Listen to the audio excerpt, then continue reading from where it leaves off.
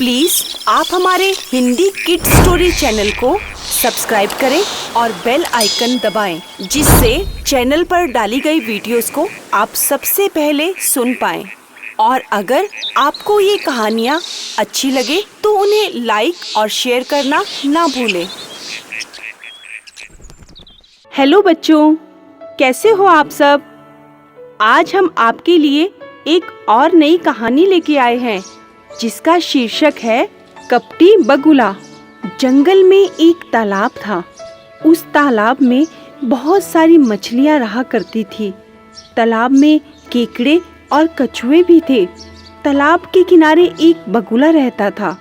उसे खाने के लिए रोज तालाब से मछलियां तो मिल ही जाती थी। समय के साथ साथ बगुला बूढ़ा हो गया था। अब वह पहले की तरह मछलियां नहीं पकड़ सकता था। उसने सोचा, अब मुझे जीवित रहने के लिए कोई उपाय तो करना ही पड़ेगा। एक दिन वह बगुला तालाब के किनारे एक चट्टान पर बैठा था और अपने खाने की चिंता कर रहा था। अचानक बगुले को दुखी देखकर एक केकड़ा पानी से बाहर निकला। उसने बगुले से पूछा, बगुले भैया, क्या बात है? आज आप बहुत उदास दिखाई दे रहे हैं। कोई बात है क्या? इतनी देर में कुछ मछलियां भी चट्टान के पास इकट्ठी हो गई और बगुले से पूछने लगी, बगुले भैया, आज आप कुछ उदास से दिखाई पड़ रहे हैं। कोई बात है आपके मन में? बगुले ने कहा, हाँ, मैं कुछ उदास हूँ, बस यह सोचकर कि कल क्या होगा। कल क्या होगा, इसका क्या मतलब है? सभी मछलियों ने एक साथ पूछा। बगुले ने कहा, मुझे खबर मिली है कि कुछ मछुआरे यहाँ आकर तुम सबको पकड़कर ले जाने वाले हैं। तुम में से कोई भी उसके जाल से नहीं बच पाएगा। इसीलिए मुझे बस इसी बात का दुख हो रहा है।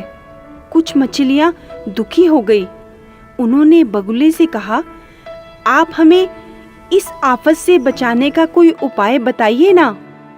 बगुला बोला, तुम्हारे लिए बचने का बस एक ही उपाय है। यहाँ से थोड़ी दूरी पर एक बहुत बड़ा तालाब है।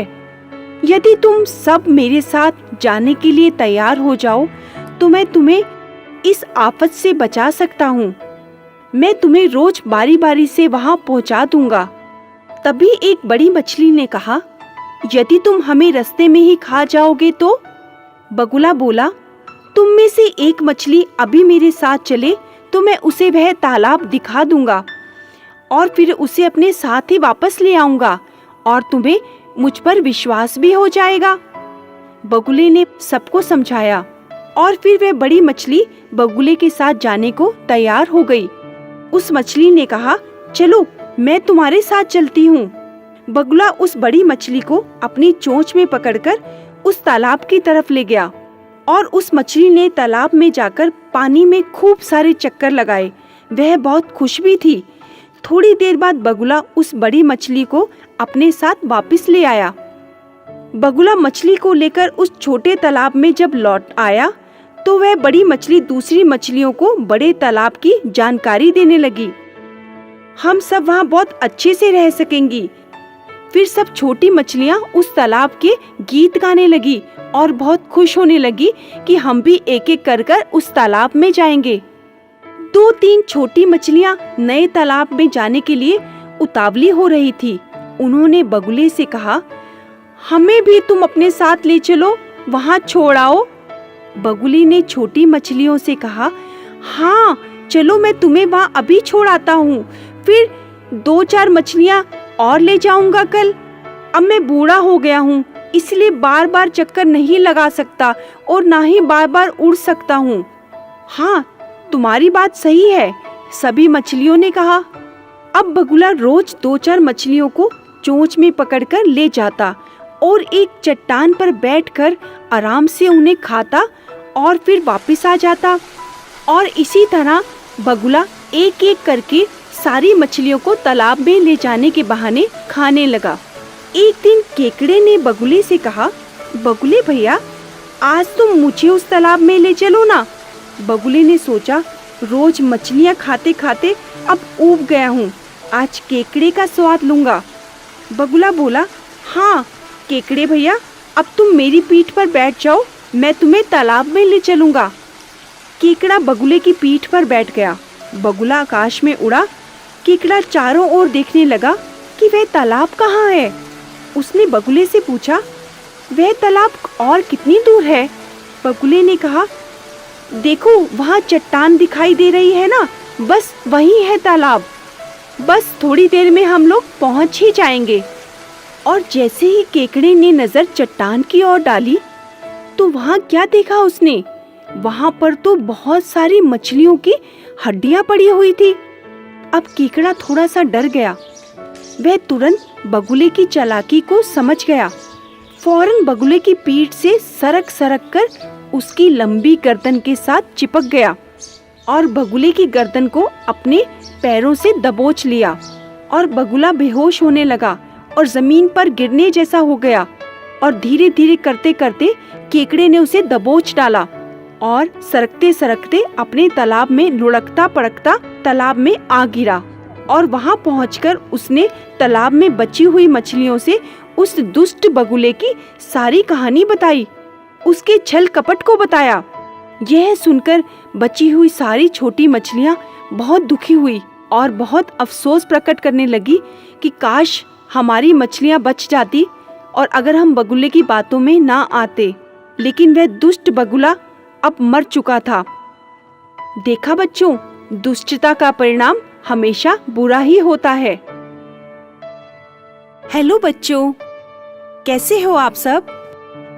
आज हम फिर से आपके लिए एक बहुत ही मजेदार कहानी लेके आए हैं जिसका शीर्षक है बूढ़े हंस की सलाह।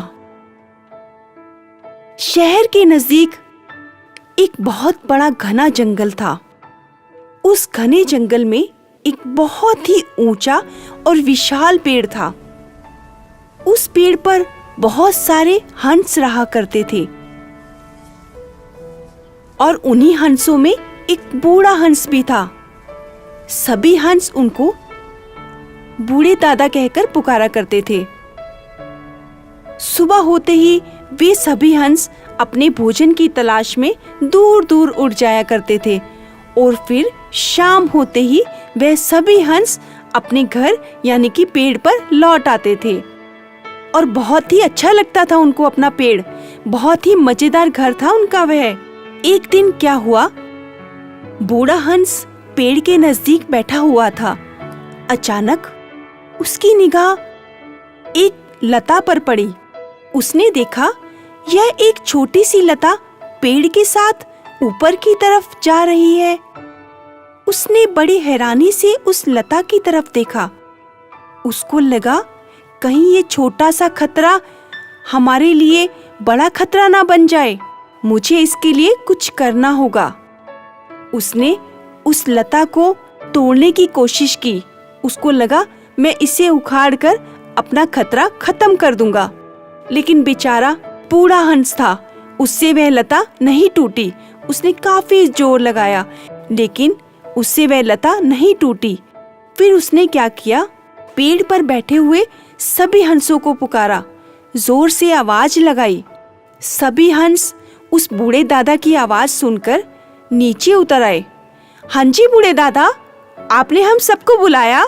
तो बूढ़े हंस दादा बोले, हाँ हंसों, देखो ये छोटी सी लता हमारे वृक्ष की ओर जा रही है।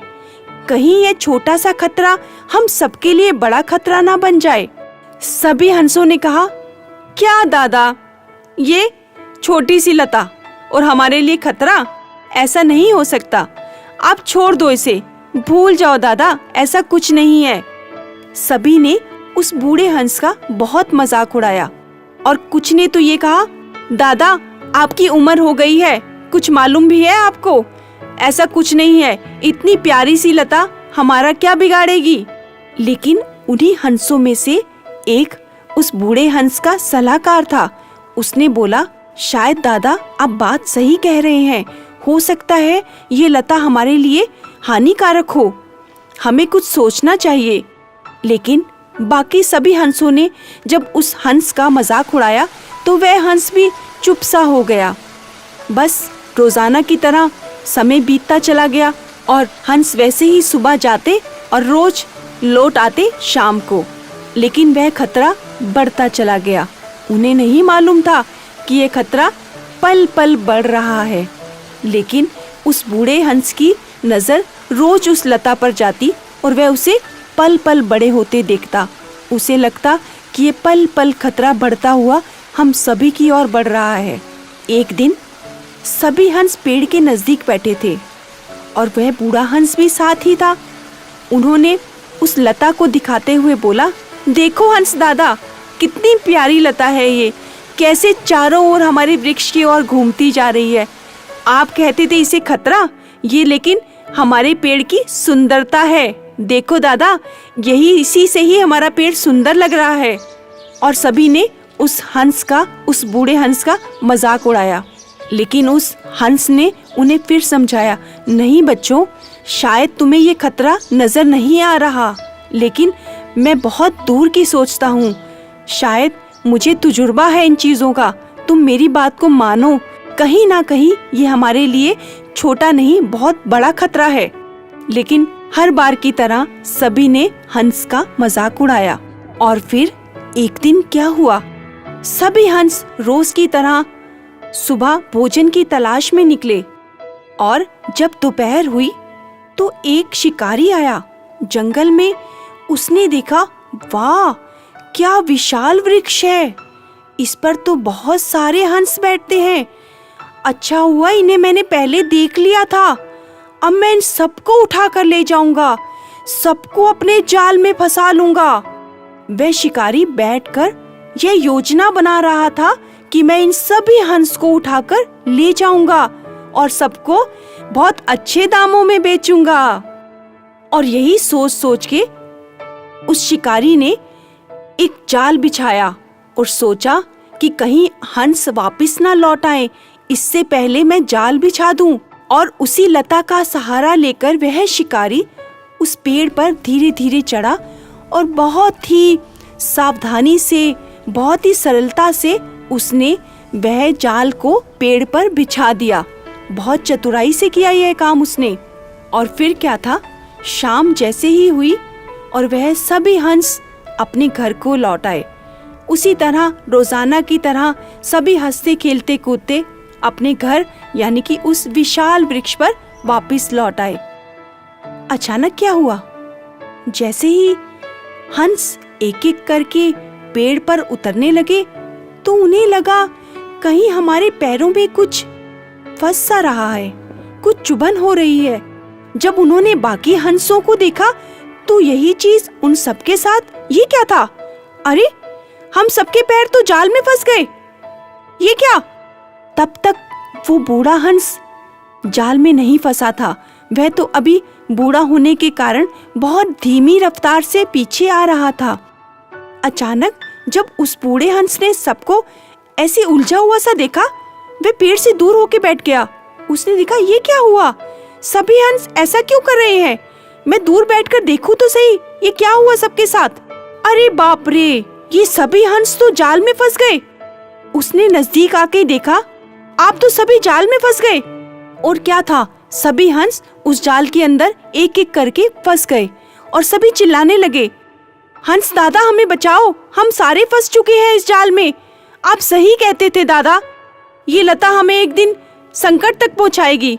आप हमें बचाओ दादा, किसी तरह से बचाओ, हम आपकी हर बात मानेंगे दादा। हमने ये क्या किया, आपकी बात ना मानकर आज हम सभी फंस गए। देखो दादा, ये हमने क्या कर दिया, खुद ही मुसीबत अपने सिर पर ले ली दादा, आप हमें बचाइए।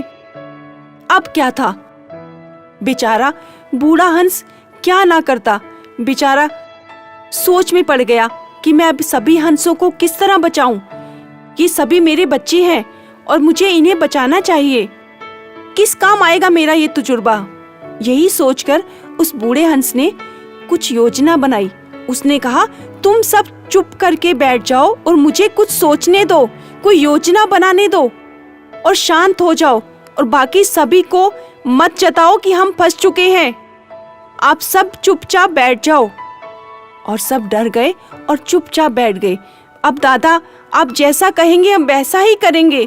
बस हमें इस जाल से निकाल दो दादा, बस हम आपकी हर बात मानेंगे। ठीक है, लेकिन आप सब मेरी बातों को ध्यान से सुनो। बोलिए बाबा, बोलिए हंस दादा। देखो, अभी रात हो रही है और सुबह होते ही वह शिकारी आएगा और तुम सबको उठा कर ले जाएगा। इससे पहले तुम्हें क्या करना है, मेरी बात को ध्यान से सुनो। तुम्हें चुपचाप शांत अवस्था में, जैसे कि तुम मर चुके हो, इस अवस्था में पड़े रहना और बिल्कुल भी हिलना डुलना नहीं, जिस तरह शिकारी को लगे कि तुम मर चुके हो। ऐसा क्यों होगा दादा? मेरी बात को सुनो और वही करो जो मैं कह रहा हूँ, तभी तुम सब बच पाओगे, वरना तुम सबको शिकारी उठाकर ले जाएगा। ठीक है दादा, हम सब यही करेंगे दादा। और फिर अगला दिन हुआ। जैसे ही सूरज उगा, फिर वही रौनक जंगल में लौट आई। लेकिन उस पेड़ के लिए वह रौनक रोजाना की तरह नहीं थी। सब चुपचाप पड़े थे, बिना कुछ खाए पिए। वह सब बस एकटक ही देखे जा रहे थे। अचानक पेड़ों के पीछे से कुछ सरसराहट हुई और फिर उस बूढ़े हंस ने उन सबको इशारा किया कि देखो, वह शिकारी आ रहा है और तुम सब चुपचाप पड़े रहो और जिस तरह मैंने तुम्हें समझाया है वही करना, ठीक है? और जैसे ही शिकारी आएगा, तुम सब मृत अवस्था में पड़े रहना। जैसे ही उसे लगेगा तुम सब मर चुके हो और तुम उसके किसी काम के नहीं हो, तो वह तुम्हें एक एक करके जाल से बाहर फेंक देगा। और तुम्हें क्या करना है, सुनो, और तुम्हें नीचे गिरने के बाद भी हिलना नहीं है, मृत पड़े रहना। और जब तक वह आखिरी हंस को बाहर नहीं फेंकता, तब तक तुम्हें इसी तरह पड़े रहना है। और जैसे ही वह आखिरी हंस को बाहर फेंकेगा, तुम्हें सबको एक साथ उड़कर भाग जाना है। और मैं तुम्हें इशारा करूंगा और तुम मेरे इशारे की, मेरी आवाज सुनते ही उड़ जाना। ठीक है, समझ गए सब? ठीक है हंस दादा, हम सब यही करेंगे। और सभी ने बड़े ध्यान से हंस दादा की आवाज सुनी, उस बूढ़े हंस की इस सलाह को माना। फिर क्या था, शिकारी धीरे धीरे वृक्ष की ओर आने लगा। जैसे ही वह पेड़ की तरफ आया, उसने क्या देखा? वाह, आज तो सारे हंस मेरे जाल में फंस गए। आज तो मैं माला माल हो जाऊंगा, एक एक हंस की कीमत लगाऊंगा, सारे जाकर बाजार में बेच डालूंगा। आज तो मैं बस मालो माल हो गया। अब शिकारी यह सब सोच रहा था और पेड़ पर धीरे धीरे चढ़ रहा था कि मुझे सभी हंसों को आज लेकर जाना है और बाजार में बेचना है। फिर क्या था, वह उसी लता के सहारे पेड़ पर फिर से चढ़ा। उसने सभी हंसों को देखा। अरे ये क्या, सभी हंस तो मर गए, ऐसे कैसे हुआ? लगता है रात को सबका दम घुट गया और सभी मृत हो गए। ये कैसे हो गया? ये तो मेरे सारे करे कराए पर पानी फिर गया। अब मैं क्या करूं? अब ये मेरे किस काम के? ये मरे हुए हंसों का मुझे क्या मिलेगा? अब तो सबको एक एक करके बाहर फेंकूं और अपना जाल कहीं और जाके बिछाता हूँ। फिर क्या था, फिर शिकारी ने एक एक करके हंसों को बाहर फेंकना शुरू कर दिया और सभी यही चाहते थे। बूढ़ा हंस चुपचाप दूसरे वृक्ष पर बैठ के सबको देख रहा था और वह भी यही चाहता था जो हो रहा था। फिर शिकारी ने एक एक करके सभी हंसों को बाहर फेंकना शुरू किया। जब सारे हंस उसने बाहर फेंक दिए, आखिर में एक हंस बचा। उसने सोचा इसे भी बाहर फेंक दूं। जैसे ही उसने बाहर उस हंस को फेंका, तभी उस बूढ़े हंस दादा ने वहां से अपनी आवाज लगाई, उड़ जाओ सब, एक साथ उड़ जाओ। तब क्या था, पलक झपकते ही सभी हंसों ने एक उड़ान भरी और सब उड़ गए। वह शिकारी अचानक हैरान हो गया। अरे ये क्या हुआ? सभी हंस उड़ गए? ये क्या था? ये तो सब जीवित थे, ये कहाँ मरे थे? ये तो सब जिंदा थे। और बूढ़े हंस की सलाह मानकर आज सभी हंस बच गए। देखा बच्चों, आज जब बड़े हमें समझाते हैं तब हम उनका मजाक उड़ाते हैं, लेकिन बड़ों की सलाह ही आज हमारे काम आई। तो हमें भी सभी बड़ों की सलाह माननी चाहिए। प्लीज आप हमारे हिंदी किड्स स्टोरी चैनल को सब्सक्राइब करें और बेल आइकन दबाएं, जिससे चैनल पर डाली गई वीडियोस को आप सबसे पहले सुन पाएं। और अगर आपको ये कहानियाँ अच्छी लगे तो उन्हें लाइक और शेयर करना ना भूलें। हेलो बच्चों, कैसे हो आप सब? आज हम आपके लिए एक और नई कहानी लेके आए हैं जिसका शीर्षक है हंस और कछुआ। एक गांव के पास घने जंगल के आसपास एक बहुत बड़ा तालाब था। वैसे तो उस तालाब में बहुत सारे जीव जंतु, पक्षी इत्यादि रहा करते थे, लेकिन उन्हीं में से 2 हंसों और एक कछुए की दोस्ती बहुत दूर दूर तक मशहूर थी। सभी कहते थे, अरे यह 2 हंस और कछुए तो बहुत मस्ती में खेला करते हैं, बहुत पुरानी सालों की दोस्ती है इनकी। और सभी उनकी दोस्ती को बहुत अच्छे से जाना करते थे। अब एक समय ऐसा आया जब ग्रीष्म ऋतु पड़ी, बहुत अधिक गर्मी हो गई और गर्मी पड़ने के कारण वहाँ का तालाब सूखने लगा। उसमें पानी धीरे धीरे कम होने लगा। अब उन हंसों को तो मालूम था कि यहाँ बहुत अधिक समय नहीं रहा जा सकता, हमें कहीं और चलना चाहिए, कहीं और रैन बसेरा बनाना चाहिए, नहीं तो हम ज़्यादा दिन तक नहीं टिक पाएंगे और हमारी मृत्यु निश्चित है। अब उन्होंने अपने दोस्त कछुए को कहा, देखो कछुए भाई, हम लोग यहाँ ज़्यादा दिन तक नहीं टिक पाएंगे, इसीलिए हमें कहीं और सराय बनानी चाहिए।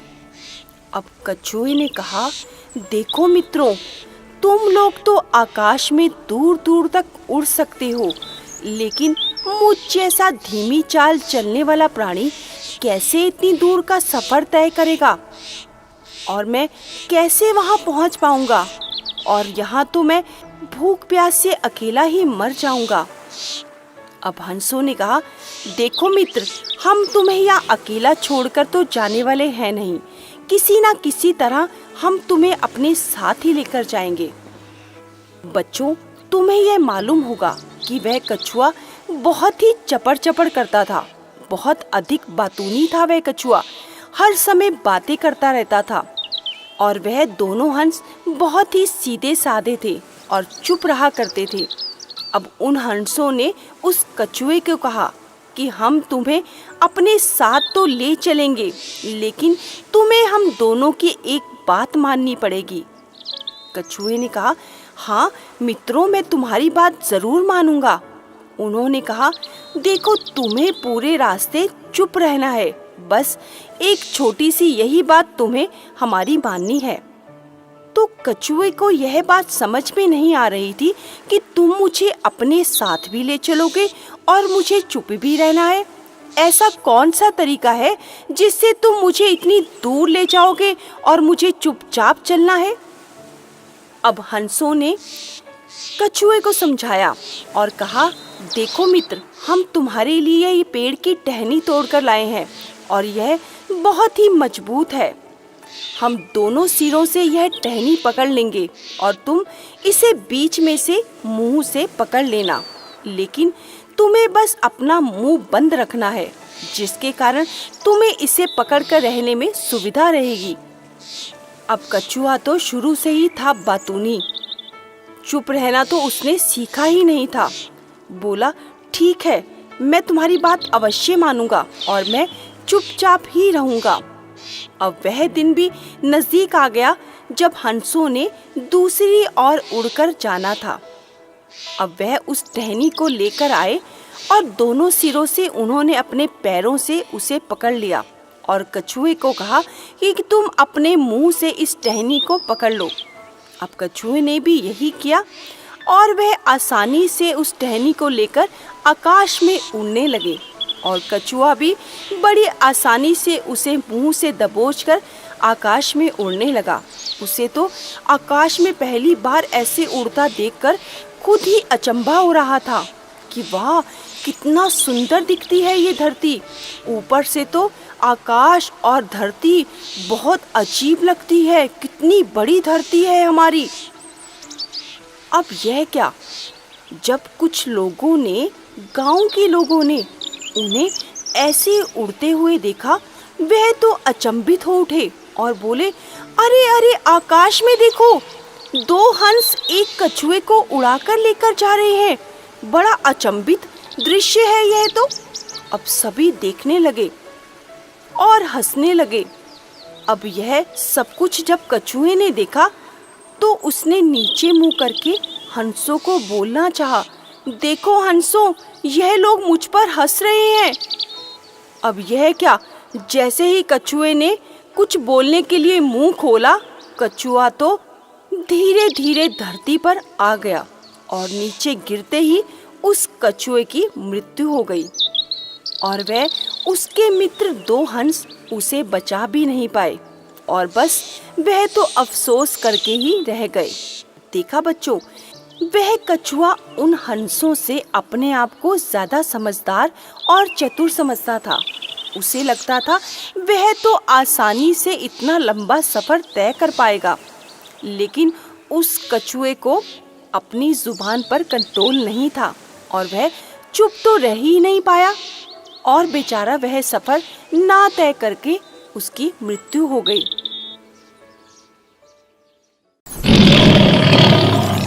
प्लीज आप हमारे हिंदी किड स्टोरी चैनल को सब्सक्राइब करें और बेल आइकन दबाएं, जिससे चैनल पर डाली गई वीडियोस को आप सबसे पहले सुन पाएं। और अगर आपको ये कहानियाँ अच्छी लगे तो उन्हें लाइक और शेयर करना ना भूलें। हेलो बच्चों, कैसे हो आप सब? आज हम आपके लिए एक और नई कहानी लेके आए हैं, जिसका शीर्षक है समझदार सारस। एक जंगल में बहुत ही घने वृक्ष थे और वहाँ पर बहुत अधिक खतरनाक जानवर भी रहते थे। उन्हीं वृक्षों पर काफी सारे पक्षी रहते थे और एक घने वृक्ष के आसपास एक कौवा और सारस और एक कोयल, वह तीनों पक्षी आसपास के पेड़ पर ही रहते थे और काफी अच्छी दोस्ती भी थी उनमें। लेकिन कौवा उनसे कुछ हटकर ही रहता था, क्योंकि उसका स्वभाव उन दोनों पक्षियों जैसा नहीं था। वह थोड़ा सा कठोर और थोड़ा सा निष्ठुर स्वभाव का था और उसकी सारस और कोयल से काफी अच्छी नहीं बनती थी। अब जब कौवा अक्सरा भोजन की तलाश में बाहर जाता तो अपने दोनों बच्चों को उसी पेड़ पर अकेला छोड़कर चला जाता। अब बेचारे दोनों पक्षी कौवे के बच्चे अकेले से पड़ जाते और कोई भी आंधी तूफान या कोई भी मुसीबत आए तो वह उनके पास नहीं होता था। तब वह दोनों बच्चे काँव काँव करके सारस को बुलाते और सारस तुरंत उनकी मदद के लिए आ जाता, क्योंकि सारस बहुत ही समझदार पक्षी था और कोयल को भी कभी भी कोई मुसीबत पड़ती तो वह सारस को ही बुलाती। अब एक दिन तो कोयल का एक बच्चा बीमार ही पड़ गया और वह कोयल सारस के पास आई और बोली, आप मेरे बच्चे को देखिए ना, ये सुबह से बात नहीं कर रहा, ना ही कुछ बोल रहा है। मुझे बहुत चिंता हो रही है इसकी। अब सारस ने कहा, नहीं नहीं, कोई डरने की बात नहीं, मैं मिलता हूँ। और वह जैसे ही बच्चे के पास गया, उसने बच्चे को बहलाया फुसलाया और बोला, रुको, मैं तुम्हें एक मीठी सी गोली खिलाता हूँ जिससे तुम अभी तंदुरुस्त हो जाओगे। और सारस कोई एक जड़ी बूटी की दवाई लेकर आया और उस बच्चे को चोंच में दी। अब जैसे ही उस कोयल के बच्चे ने वह थोड़ी सी जड़ी बूटी खाई, वह तो एकदम तंदुरुस्त हो गया और बोला, मैं बिल्कुल ठीक हूँ माँ। अब कोयल बहुत खुश हुई, क्योंकि उसका बच्चा बोलने लग गया था और वह फिर से वैसे ही चंचलता कर रहा था। अब सारस अक्सर सभी पक्षियों की मदद करता था। अब एक दिन तो कौवे के बच्चे अकेले थे और कौवा भी उनके घोंसले में नहीं था। तभी एक बाज वहां पर आया और उसने कौवे के बच्चों को अकेला देखकर उन पर हमला कर दिया। अब वह बच्चे डर गए और उस भयानक से बाज को देखकर घबरा गए और वे फिर से काँव काँव करके तेज से चिल्लाने लगे। अब जैसे ही सारस ने उन्हें चिल्लाते हुए देखा, वह तुरंत उनके पास आ गया और बोला, घबराओ नहीं बच्चों, मैं यही हूँ, मैं तुम्हारे आसपास ही हूँ, तुम्हें किसी से भी डरने की आवश्यकता नहीं है। और उस सारस ने बाज पर हमला कर दिया और बाज डर के मारे वहां से भाग गया। अब जब शाम होने पर कौवा अपने घोंसले में वापस आया तो सारस ने उसे समझाया कि देखो, तुम बहुत देर तक अपने बच्चों को अकेला छोड़कर जाते हो, जिससे ये छोटे से बच्चे घबरा जाते हैं। तुम्हें इनका ध्यान रखना चाहिए। अब कौवा तो वैसे ही इतना कठोर था, वह सारस से गुस्से से बोला, तुम्हें मुझे ये समझाने की आवश्यकता नहीं है, मुझे अपने बच्चों का ध्यान रखना आता है, तुम अपना काम करो। उसकी बोली बहुत ही कठोर थी और सारस को यह अच्छी नहीं लगी, लेकिन सारस एक बुद्धिमान पक्षी था। उसने कौवे की बात पर ना ध्यान देकर फिर भी वह अपने काम में लग गया और उसने कौवे की बात का बिल्कुल भी बुरा नहीं माना, क्योंकि उसे मालूम था कि कौवे का स्वभाव थोड़ा सा कठोर है। और कोयल ने कहा, देखो सारस, तुम अक्सर कौवे की बच्चों की मदद करते हो, लेकिन यह कौवा कभी भी आपकी बात नहीं सुनता। तो सारस ने कोयल को कहा, कोई बात नहीं कोयल, यह कौवे का स्वभाव है कि वह कठोरता दिखाए और मेरा स्वभाव है नम्रता दिखाना। मैं अक्सर ही नम्रता में रहता हूँ और मुझे कठोरता पसंद नहीं। तो जिसका जो स्वभाव है वह वैसा ही रहेगा। अब एक दिन उस जंगल में भटकता हुआ एक बनमानुष आ गया और वह बनमानुष उस जंगल के लिए नया था। उसे कोई भी स्थान नहीं मिल रहा था जिस जगह वह बैठ जाए। वह काफी धूप होने की वजह से उसी पेड़ के नीचे बैठ गया जहाँ पर सारस और कोयल रहते थे। अब वहाँ काफी तेज धूप थी, तो बनमानुष को जैसे ही छांव वाली जगह मिली वह वहाँ बैठ गया और थोड़ा सुस्ताने लगा। लेकिन थोड़ी देर होने के बाद बनमानुष के मुंह पर काफी तेज धूप पड़ने लगी। अब यह सब कुछ सारस काफी देर से देख रहा था। सारस ने मन ही मन सोचा, अरे यह बनमानुष काफी देर से सोया हुआ है और काफी थका सा लग रहा है। इसके मुंह पर धूप पड़ने की वजह से यह सो नहीं पाएगा, मुझे कुछ करना चाहिए। और सारस अपने पेड़ से उड़कर दूसरे पेड़ पर आ गया और जहाँ से सूर्य की किरणें आ रही थी, सारस ने पंख फैलाकर उस बनमानुष के ऊपर छांव कर दी। अब जैसे ही छांव करी तो बनमानुष के मुंह पर से धूप हट गई और वह और तेज गहरी नींद में सो गया। अब सारस को यह सब कुछ करते हुए कौवा अपने पेड़ से देख रहा था। अब कौवे को उसको देखते ही गुस्सा आ गया और बोला, बड़ा चला मेहरबानी करने, आज इसको सबक सिखाता हूँ, भूल जाएगा सारी मेहरबानियाँ करना। और कौवा अपने पेड़ से उड़ा और जहाँ पर वह बनमानुष सोया हुआ था उसके पास से उड़ता हुआ निकला और उसके मुंह पर बीट करके भाग गया। अब जैसे ही बनमानुष के मुंह पर बीट गिरी तो उसकी अचानक से नींद खुल गई और वह जैसे ही नींद से उठा उसे गुस्सा आ गया कि मेरे मुंह पर कौन सा पक्षी बीट करके चला गया, आज मैं इसको छोड़ूंगा नहीं, कौन है ये। वह इधर उधर देखने लगा।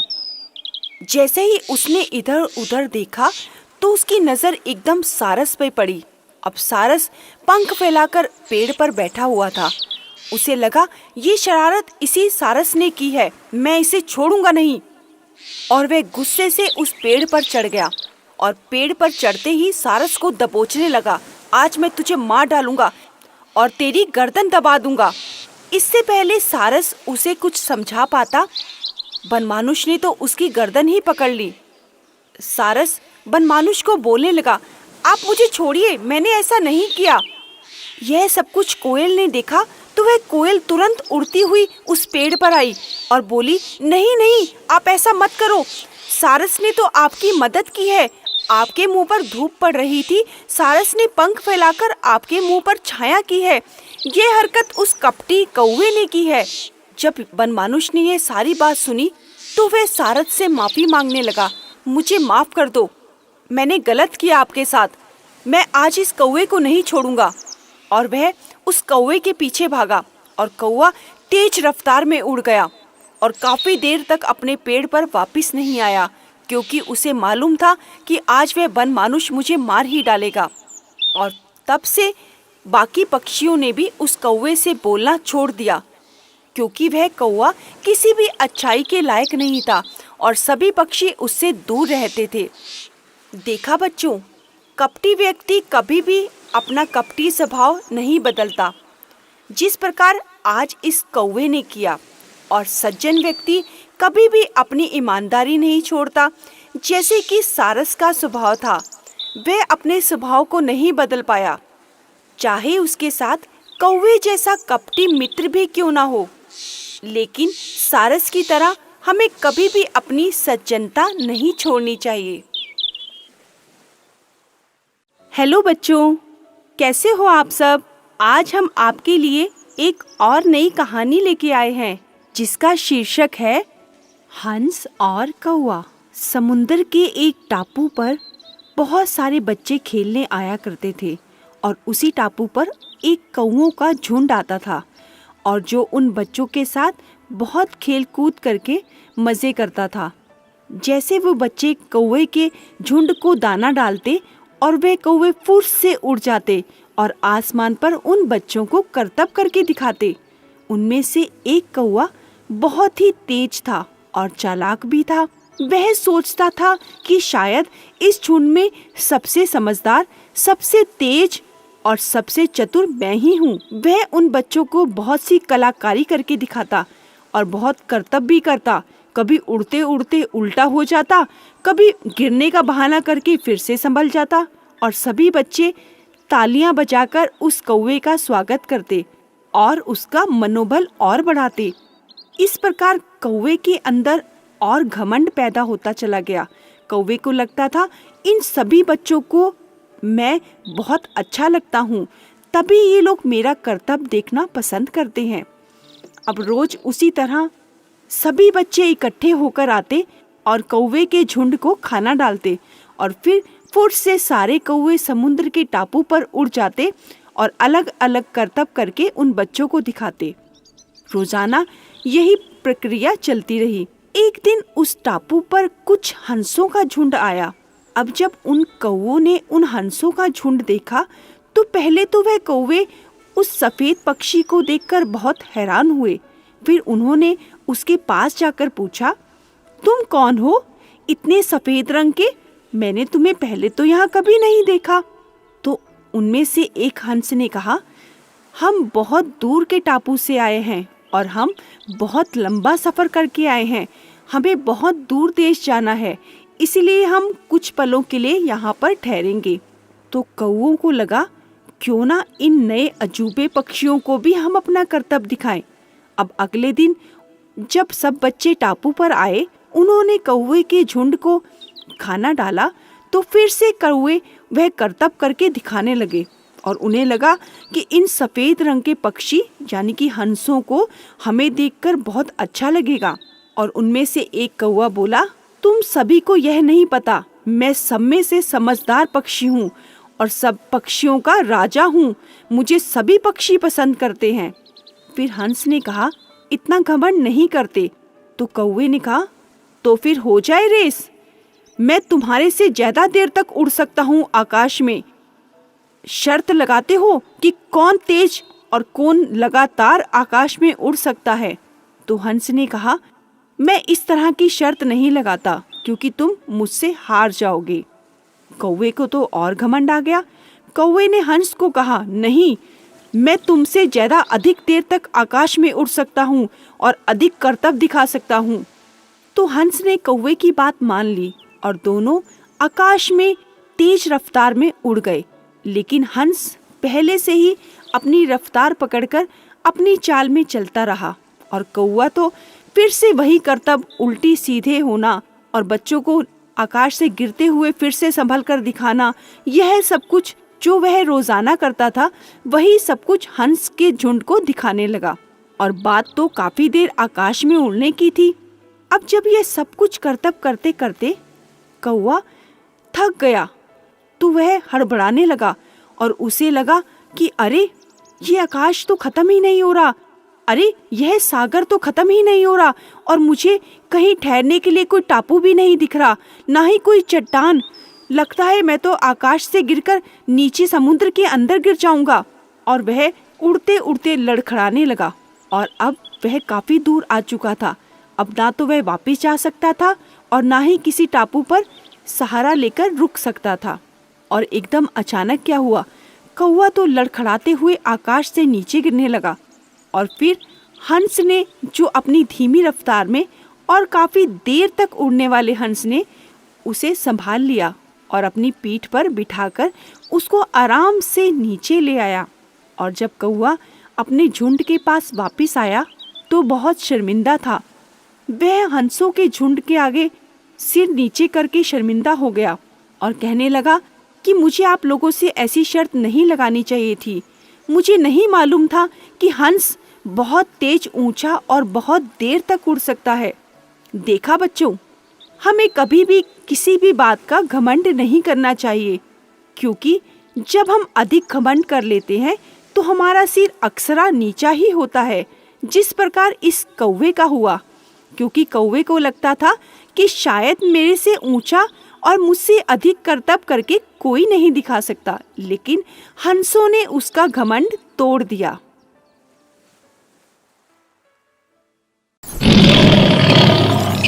प्लीज आप हमारे हिंदी किड्स स्टोरी चैनल को सब्सक्राइब करें और बेल आइकन दबाएं, जिससे चैनल पर डाली गई वीडियोस को आप सबसे पहले सुन पाएं। और अगर आपको ये कहानियाँ अच्छी लगे तो उन्हें लाइक और शेयर करना ना भूलें। हेलो बच्चों, कैसे हो आप सब? आज हम आपके लिए एक और नई कहानी लेके आए हैं, जिसका शीर्षक है जैसे को तैसा। एक जंगल में एक बहुत ही चतुर चालाक लोमड़ी रहती थी। वह हमेशा अपनी चालाकी के बल पर हर किसी को मूर्ख बना देती थी। अब लोमड़ी को इस बात का बेहद गुमान था, क्योंकि लोमड़ी बेहद ही शातिर तरीके से सबको मूर्ख बनाती थी, जिससे सामने वाला कुछ कर भी नहीं सकता था और लोमड़ी बहुत ही खुश हो जाती थी। अब लोमड़ी का जंगल में एक मित्र था और वह सारस था। लोमड़ी से बहुत अच्छी मित्रता थी सारस की, लेकिन लोमड़ी तो बहुत ही चालाक थी, परंतु उसका मित्र सारस बहुत ही सीधा साधा था। वह बहुत ही भोला था और लोमड़ी की चालाकी को कभी भी समझ ही नहीं पाया, क्योंकि वह लोमड़ी की तरह चतुर और चालाक नहीं था। और वह हमेशा लोमड़ी के साथ बहुत ही अच्छे तरीके से रहता था। अब एक दिन उस चालाक लोमड़ी के मन में एक विचार आया। उसने सोचा कि क्यों ना आज मैं अपने मित्र को बेवकूफ़ बनाऊं। उस लोमड़ी ने यह नहीं सोचा कि सारस बहुत ही भोला है और वह मेरी चतुरता को समझ नहीं पाएगा, और उसने अपने ही मित्र को बेवकूफ़ बनाने का सोचा। इसीलिए उसने अपने मित्र को खाने का न्योता दिया और कहने लगी, सारस, तुम मेरे सबसे अच्छे मित्र हो। मैं तुम्हें अपने घर पर खाने का न्योता देती हूँ। कल तुम मेरे घर पर आना, हम बहुत अच्छा भोजन खाएंगे।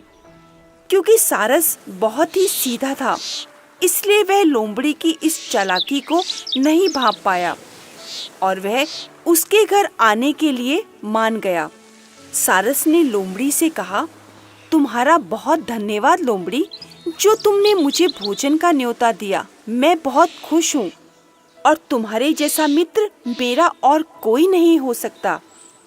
बहुत ही कम मित्र होते हैं तुम जैसे।